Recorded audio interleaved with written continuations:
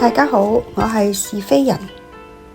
今年嘅7月20日，香港迎嚟近2年嘅第一個10號風球，因為颱風韋伯來襲。當日，我相信絕大多數嘅香港人都係留喺屋企，而我嗰日下午幾乎全部時間都係重睇胡歌嘅《琅琊榜》，兼且聽埋嗰首主題曲《風起時》。變幻，風雲幾捲，冰心，勢破長夜天。明眸在心，是我心言。啲歌詞真係好有意思。我睇過一個有關風嘅故事。一個下午，一個單親爸爸帶住佢個仔去公園，兩父子坐喺長凳上，男孩子好開心。不時抬頭睇藍天白雲，又轉動身子睇四周嘅花草樹木。突然之間，佢問爸爸：爸爸啊，你聽唔聽到風喺度講嘢啊？爸爸話：哦。佢根本就冇留心聽個仔嘅發問，因為佢全神貫注睇住佢大髀上嘅手提電腦嘅熒光幕。孩子再問：你聽唔聽到風喺度講嘢啊？爸爸。爸爸話：聽唔到啊，我好忙啊。你忙啲乜啊？我忙住睇股市咯，我要賺錢，賺錢好重要㗎，我冇錢我點養你啊？男孩子繼續講：咁我大個之後我都會努力賺錢。跟住又講啦：爸爸，咁睇天空聽風聲使唔使畀錢㗎？爸爸今次就將隻眼從電腦轉望向孩子，佢話：唔使畀錢。男孩子話：風剛才話你錯失咗周圍嘅風景，你錯失咗睇落日晚霞。台灣有一個藝術家叫做 Alan Hong， 佢有一件作品叫做《風的預言》，係一隻巨大嘅白色暖心大狗狗，佢對耳係會搖動，象徵住面對自然風嘅姿態，表達面對大自然未知嘅挑戰，人應該擁有順風時嘅朝氣，亦要擁抱逆風嘅勇氣。人對風好有覺性，反應敏銳，風起時會添衣加被。颱風將至，超市嘅貨架早已清空，個個人都湧去囤貨。颱風過後，到處都會聽到家庭主婦喺度抱怨菜價上漲，但人對自己內在嘅風卻往往覺性好低，任由自己嘅風擺動，操控自己。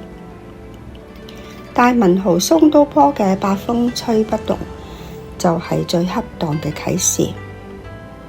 蘇東坡喺江北瓜州任職時，與江南金山寺嘅佛印禪師係好朋友。有一日，蘇東坡參禪嘅時候，覺得自己有所悟，於是就寫咗一首偈：稽首天中天，毫光照大千，八風吹不動，端坐指金蓮。寫完之後就急忙叫書童將手偈送去俾佛印，誇耀下自己嘅高境界。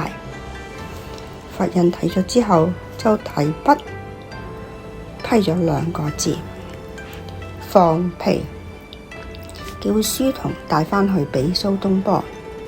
蘇東坡見到批語非常之唔忿氣，於是立即乘船渡江找佛印理論。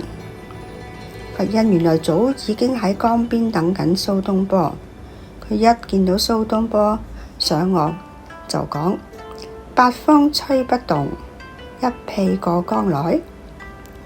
蘇東坡嗰一刻當頭棒喝，頓悟，知道參禪並唔係逞口舌之強，佢非常之慚愧。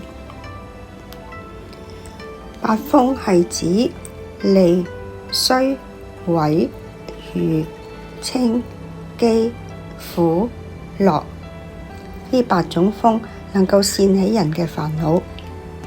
利係指利益、好處、成功；衰係指損失、失敗、衰敗；毀係毀謗、詆毀；譽係美譽、聲譽；稱係稱讚、讚美；譏係譏諷、嘲笑；苦係痛苦、求不得苦、怨憎苦等；樂係愉悅、順心意。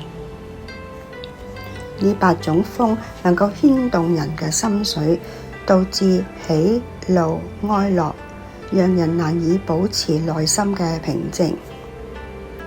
佛印同蘇東坡呢個禪宗公案含藏好深嘅哲理。